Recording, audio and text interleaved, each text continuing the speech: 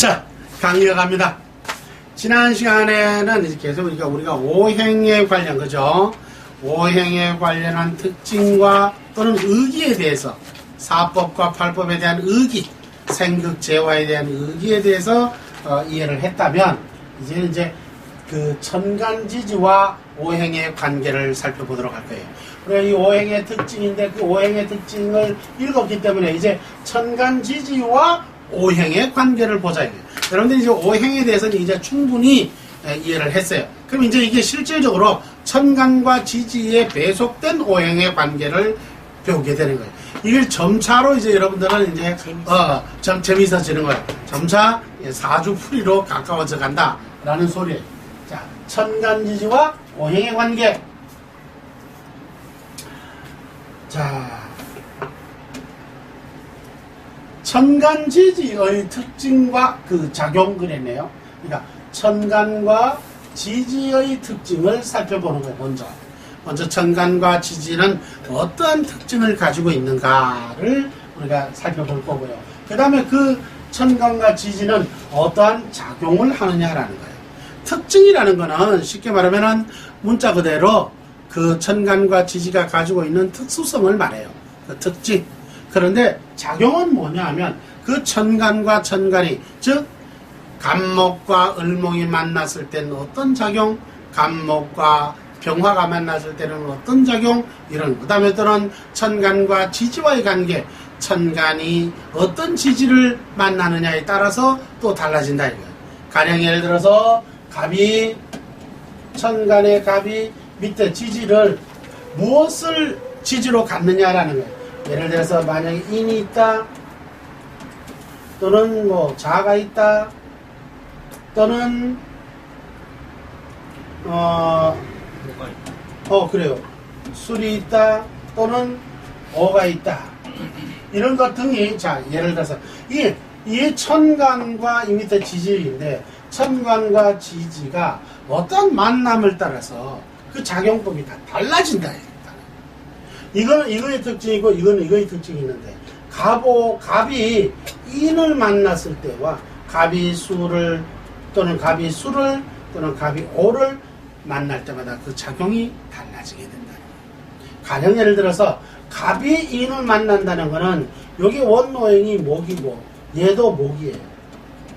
그러니까 동일 오행이죠. 그러니까 같은 오행. 이 동일 오행끼리의 조합 구성이다.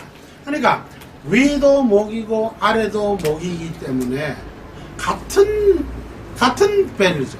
그죠? 그러다 보니까 그게 이제 십신으로 말하면 그걸 가지고 비견겁제다 이런 표현을 써요.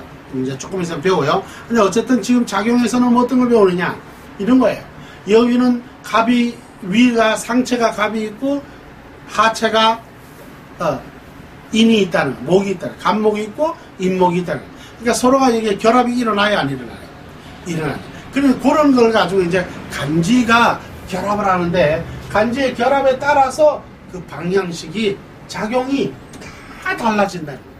가령해서 이렇게 만날 때에는 뿌리도 되고, 또한 이것의 뿌리뿐만 아니라 꽃도 필 수 있고, 꽃도 피울 수 있고, 이게 다양한 어떤 성질, 작용이 있고, 그 다음에 자를 만날 때에는 목이, 자, 지난 시간에 바로 배웠죠. 목이 있고, 이거는 수예요.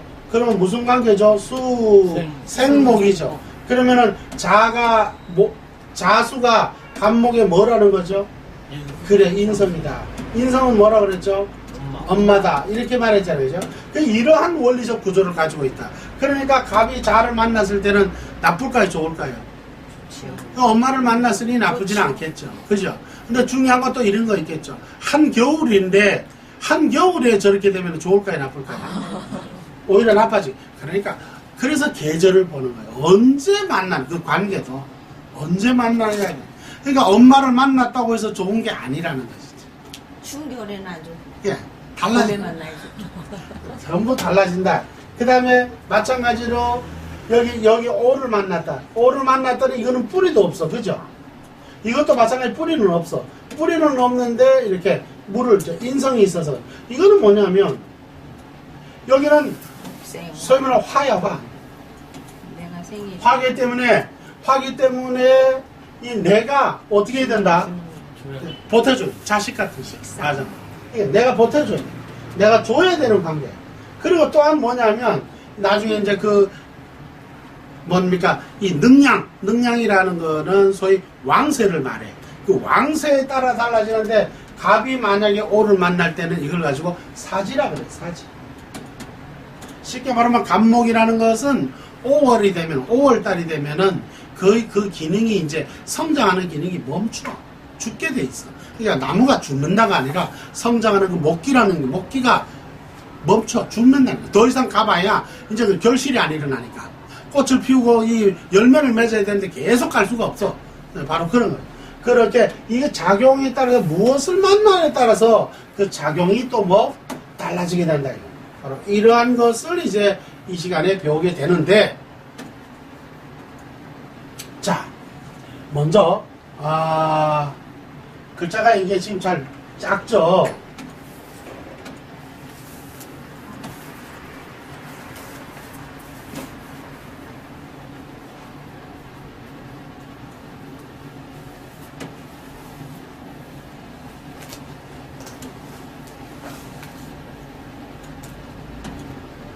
됐나요? 대충 보이죠? 자,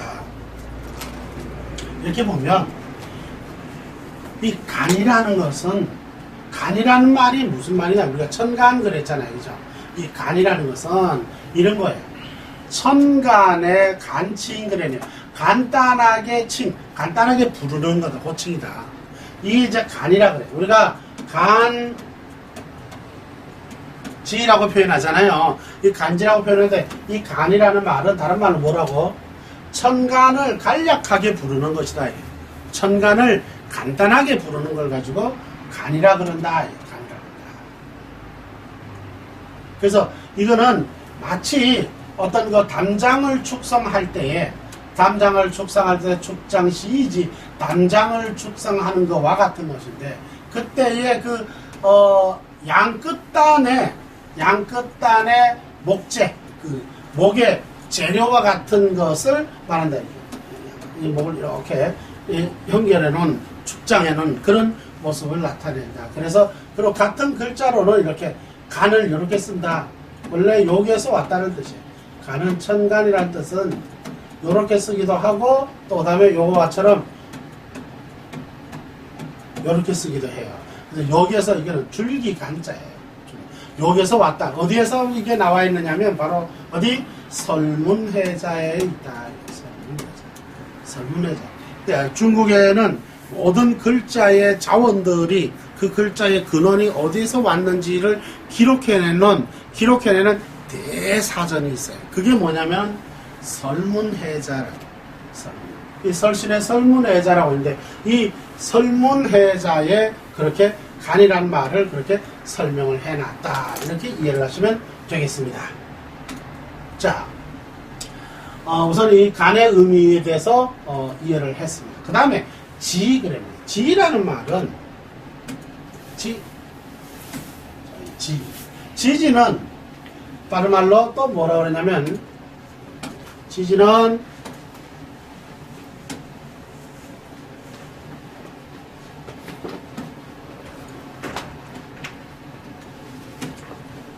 지지는 이렇게 쓰면 돼. 우리가 간은 이걸 천간을 의미한다 그랬고, 그죠? 원래 간은 이렇게 쓴다라고 했어요. 이렇게 쓰는데, 지지는 지지의 간칭, 간략하게 부르는 걸 말한다. 여기서 지지 이렇게 하려고 요 지만 해도 된다. 이렇게 하고, 사기에 보면은 그렇게 기록이 돼 있는데, 여기 보면은 그 예로서는 지지의 예로서는 뭐냐면 자축, 임묘, 진사, 오미, 신유, 술해의 12개가 시야 그것이다. 그 지지가 되겠노라. 이렇게 말을 하고 있습니다. 자, 그래서 간과 지의 설문회자를 통해서 그 유래를 알게 됐습니다. 우선은 그래서 간과 지의 뜻은 그러한 것이다. 자, 보면 이제 설문회자 개념, 여기 보면은 갑골문자예요. 갑골문. 이게 뭡니까? 이게 뼈예요, 뼈. 갑골. 그러니까 주로 거북뼈를 말하는 거예요, 거북뼈. 이 거북뼈에 요렇게 기록되어 있다는 거예요. 이런 식으로. 이런 식으로 되어 있는데, 그거를 현대어로 갖춰보면은, 요렇게 보면은 지금 갑인, 갑진, 갑오, 갑신, 갑술, 갑자. 이렇게 육식갑자가 모두 이렇게 다 표시를 해놨어요. 육식갑자를 다 표시해놨어요. 그래서 이미 이거는 은호대라 그래가지고 은대. 중국에 그러니까 고대에 이미 벌써 이거를 이렇게 갑을병정, 무기경신, 임계, 십간과 자수이며 진사오미신의 술해의 12지지를 모두 이렇게 수록을 해놓았었다. 여기에 기록되어 있는 글자가 바로 요거예요. 갑은 요렇게 썼고, 요 현대 글자로는 요렇게 되는데, 요건 요렇게 쓰고, 인자는 요렇게 쓰고, 지는 요렇게 쓰고, 오, 신, 술, 자, 요렇게 바뀌게 돼요. 을자는 요거 딱 보니까 요 을자 같아요. 그죠? 딱 보면 을자 같아요. 병자도. 예, 병자도 딱 병자가 보고, 그 다음에 정자는 좀 이렇게 네모로 했네요. 그죠? 그렇고, 그 다음에 술자도 거의 같은 개념 비슷하게 보면, 기는 확실히 똑같은 동일한 그릇으로 임자 보입니다. 비슷하다. 그죠? 이런 식으로, 임자도 비슷하게 이렇게 나타납니다. 여기 바로 이제 갑골문자의 뜻인데, 여기는, 갑골, 은호대 때니까. 이게 상형 문자. 그렇죠. 상형 문자인데 이미 그때의 이런 천간과 지지의 글자를 둠으로써 서수적, 그러니까 수의 개념을 우리는 이 사람들이 쓸 수 있었다라는 거예요. 이미 그때. 무슨 말인지 아시겠죠? 자, 그 다음에 이제 보면 이제 드디어 천간의 모습, 이게 원래 이 편집이 이쪽에 되어 있는데, 이게 PDF로 변환을 하면 꼭 이렇게 바뀌어요. 그래서 이해를 잘 못하겠어요. 다음에 수정을 다시 해봐야 될 것 같아요. 자, 이 천간의 모습. 천간이라는 건 어떤 거냐면 주로 뜻을 말해요. 뜻. 그리고 정신이라고 이렇게 비유를 해요. 근데 딱 제가 늘 강의 말씀드리지만 하나로 이 글자로 정의할 필요는 없어요. 그렇다라고 비유하는 것이지 이것이다라고 규정하면 안 돼요. 왜냐하면 그거는 끊임없이 다르게 유추가 되기 때문에 그런 거예요. 류라는 거는 다양한 별류를 말하는 거예요. 그래서 천간은 뭐라고 하냐면 뜻이다. 그리고 정신이다라는 거죠. 그러면 지지는 뭐가 될까요? 육체? 응? 육체 아닐까? 그러니까 천간의 모습이 천간을 뜻이라고 한다면 의미? 지지는 뜻이 의미지. 그죠? 보여지는 거. 현실적으로 구현되는 거고. 그 다음에 이거는 이제 정신이라고 하면은 지지는 물질 개념으로 이렇게 이해가 될 수 있겠죠. 바로 그런 걸 의미합니다. 그러나 제가 누누이 말씀드리지만 이것은 그렇다라고 딱 분류 코드로 딱 찍어서 규정을 하는 것은 아니다. 이렇게 이해를 함으로써 이렇게 류화를 시켜 나감으로써 그것을 이해하는 것이다. 표현된다라는 거예요. 비유된다. 자, 봅니다. 지구는 하늘과 땅이 있으므로 존재하듯이 오행도 하늘에 속한 오행이 있고 땅에 속한 오행이 있어서 존재한다. 하늘에 속한 오행을 우리는 뭐라고 한다고요? 천간이라 한다. 천간이라 한다. 그래서 이제 이해됐죠? 천간은 원래 뭐였죠? 이거를 그냥 이렇게 간이라고 이렇게 쓴다 그랬죠. 줄에서는 간이라고 쓴다. 예를 들어 목에는 간목과 을목이 있고 또 화에는 병화와 정화가 있다. 이런 거죠. 이러한 관계들은 음과 양의 관계이다라고 했네요. 자, 이래서 이제 음양 관계와 우리는 이제 천간과 지지와의 관계를 살펴보게 되는데, 지난 시간에도 말씀드렸지만 음과 양이라는 개념은 어떤 하나의 운동 법칙이에요. 그래서 이걸 가지고 음양은 다른 말로 뭐라 그런다고요? 원래는 동정. 그래, 이건 동정이라 그래요.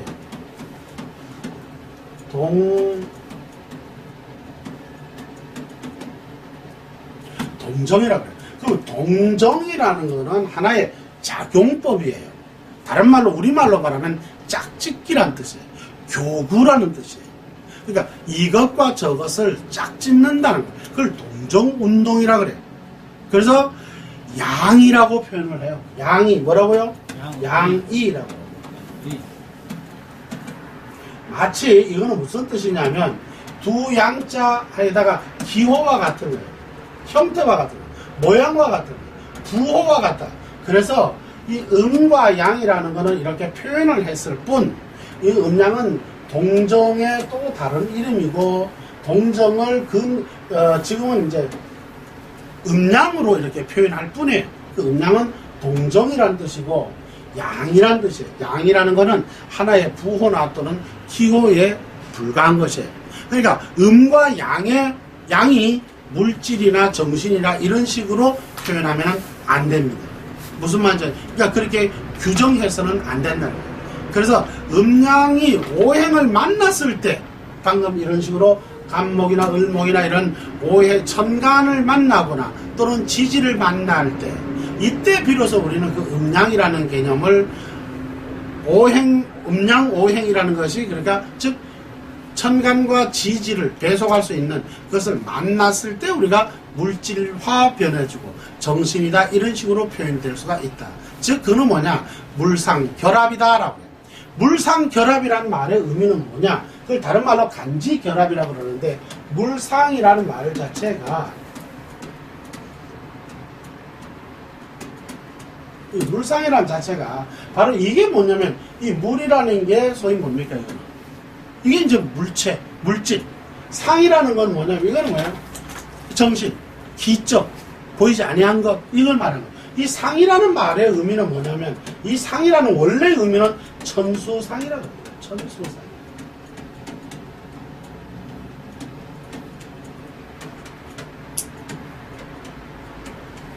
천수상이라. 이걸 줄여서 상이라고 합니다. 이 천수상이라는 말은 무슨 말이냐? 천이, 하늘이, 이게 천간이라고 할 수도 있어요.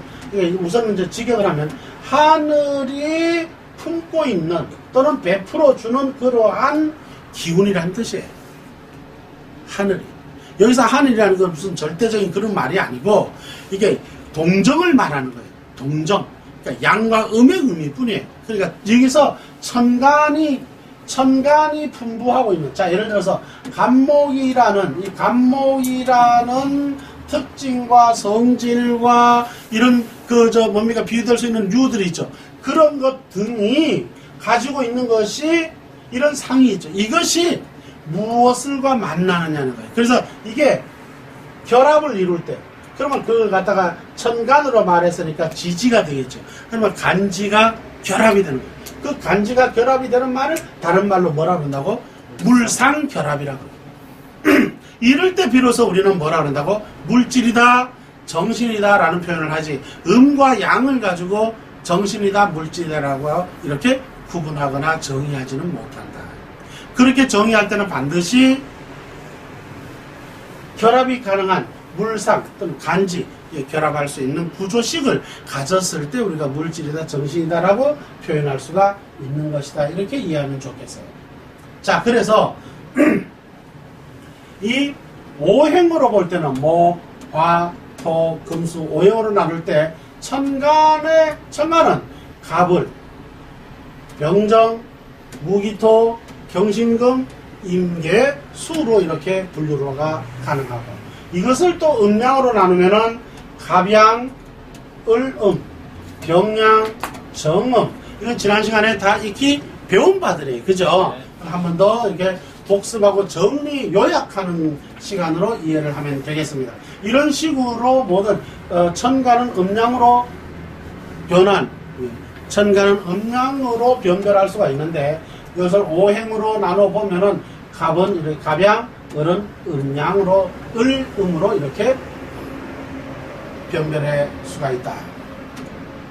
자, 그 다음에 보면, 이거는 이제 이미 한번 쭉 했던 것들이에요. 읽어서 나갑니다. 그죠? 자, 목에는 갑과 을이 들어가며, 갑은 양기운으로, 갑은 양기운으로 남자의 모습이다. 그랬어요. 그러니까 이게 남자의 모습이다라는 건, 이런 게, 이게 딱 규정을 한다라는 거는 사실은 모순이라 그랬죠. 그러니까 다만 이렇게 이거는 형태적인 어떤 모양을 볼 때 우리가 남자 같다라고 표현한 것이 실제로 저걸 남자다라고 정의해서는 안 된다는 거예요. 이 여성이 막 강합니다. 이렇게 파워 넘칩니다. 그걸 뭐다 그러면 그게 양이다라는 거예요. 무슨 말인지 알겠지? 그런 식이지. 결코 갑이 양기운이고 이렇게 해서 남자다 이렇게 그려서는 안 된다. 그리고 활동적이며 을은 음기운으로서 여성의 모습이다라고 그러죠. 이건 형태적인 표현이지 실제로 을이 여성이다 이렇게 표현해서는 안 된다는 거예요. 무슨 말인지 알겠죠? 그래서 우리가 사주에 있어가지고 을목이 지배하는 경우 같은 경우에는 대개 보면은 예쁩니다. 왜? 여성스럽게 생겼다라는 표현 때문에 우리가 예쁘다라는 표현을 쓰는 이유가 거기에 있는 거예요. 그리고 수동적이다라고 했고요. 자, 이런 것들은 전부 다 가변적이다라는 거예요. 무슨 말인지 알겠죠? 저 다 가변적이다. 능통적으로 이해를 해라. 그 다음에 이제 목에 이어서 화에는 음양으로 병정이 속하고 병은 양의 기운으로 태양이며 정은 별의 기운으로 음기운이다. 이도 마찬가지로 그러니까 병을 양기운의 태양으로 정은 별 기운으로 이런 식으로 규정해서는 안 돼요. 그와 같이 이렇게 비유할 수는 있다. 이렇게 이거는 뭐냐? 통변성으로 그러다라는 거예요. 통변성으로. 자, 그 다음에 토에는 무토와 기토가 속하며 무토는 거대한 산과 남자의 모습이고 양기운이며 기토는 온화한 토지의 모습으로 음기운이며 여성스럽다. 역시 마찬가지예요. 그러니까 비유할 때에서 무토는 우리가 비유입니다. 이건 어디까지나 그러다라고 규정해서는 절대 안 돼요. 그러니까 무토다라고 하면 무토는 성벽과 같다. 성이 어때? 단단하고 견고하고 굳잖아. 그냥 성벽과 같다. 이렇게 통변성이에요. 그 다음에 지리산 같다. 그죠? 금강산 같다. 높다. 튼튼하다. 이런 걸 표현할 때 우리가 무토라고 표현을 하고, 문전옥답 이런 식으로 이야기할 때 화단에 있는 꽃밭, 집 앞에 있는 밭, 이런 걸 기토다. 이렇게 표현을 한다. 그런데 문제는 그것이 규정해서는 안 된다. 무슨 말인지 알겠죠? 그 다음에 금에는 경금과 신금이 속하는데 경금은 양기운으로 강철의 기운이며 남성스럽고 신금은 음기운으로 보석에 속하며 여성스럽다. 마찬가지입니다. 이렇게 신자가 틀렸네요. 그러네요. 이야 대단해요.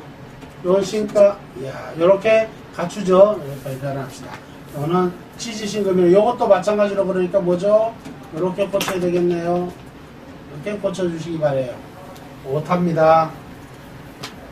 자, 그래서 이 신금, 경금과 신금은 음양으로 분류될 수 있고, 이제 경금은 이렇게 이해를 하시면 되겠어요. 통변성이에요. 경금은 원석 같다라면, 신금은 뭐라고? 재련석이다. 이렇게 이해를 하시면 돼요. 무슨 말인지 알겠죠? 그 경금은 무쇠라고 표현한다면, 신금은 그걸 만들어 놓은 뭡니까? 칼, 낫, 도끼 이런 게 재련된 것 등을 의미한다. 이렇게 이해하시면 되겠다. 그 다음에 봅니다. 수에는 임수와 개수가 속하며 임수는 바닷물의 모습이다 라고 표현하고 있고, 그리고 양기운이며 속과 깊이를 알 수가 없다 라고. 왜냐면 깊이가 이게 바다는 깊잖아요. 그죠? 그래서 속과 깊이를 알 수 없다 라고 표현하고 있고, 개수는 시냇물로 음기운이며 여성스럽다라고 합니다. 이것도 역시 마찬가지로 규정이다. 그리고 개수는 주로 시냇물로도 표현하지만 내리는 우로와 같다. 빗물, 이슬, 그죠? 이런 거, 안개, 이런 것들 다 개수로 표현될 수가 있다. 임수는 그러니까 또한 말로 저수지, 바닷물, 이런 거, 이게 가두어 놓는 양식장 이런 거를 주로 우리는 임수다. 그 다음에 논에 물을 대기 위해서 쓰고 있는 가두어 놓은 저수지, 그죠? 이런 것들도 다 임수에 표현된다. 가령 예를 들어서 내가 대표적으로 써야 될 그릇의 글자가 만약에 임수다. 그러면 임수의 그릇이라는 거야. 그 임수의 그릇이라는 거는 뭐냐면 저수지 같은 것, 그죠? 양식장 같은 것, 바다와 같은 것, 그런 거예요. 그러면 그런 사람들은 어떻게 사는 게 좋겠죠? 길러내는 것을 좋아하는 거예요. 그러니까 그런 쪽, 뭐냐면 그 물을 갖다가 이렇게 이제 논에다가 갖다 댄다든가 이런 거죠. 바로 그런 식으로 응용을 하면 좋겠다. 자, 이걸 전체적으로 도표로 표현하면은 청가는 갑을병정 무기경신인계로 이렇게 표현되고 오행으로는 목화토금수 이렇게 표현할 수가 있다. 이렇게 보고. 자, 참고적으로 갑병무경임 이걸 가지고 오양이라고 표현을 해요. 뭐라고요? 오양. 오양이라고 표현한다. 이거를 오양이라 표현한다. 이걸 5가지의 뭐라고? 오양이다. 오양이다. 자, 오양의, 이 오양은 양의 기운이다 라고 표현하고, 을정 기신계, 요거는 뭐예요? 오음이다 라고 이야기해요. 오음이다. 자, 오양과 오음이다. 그래서 이게 이럴 때 병정부, 갑병부경임, 오양 5개 오양의 양적 기운이다. 을정 기신계는 뭐 오음으로 음적 기운이다. 이렇게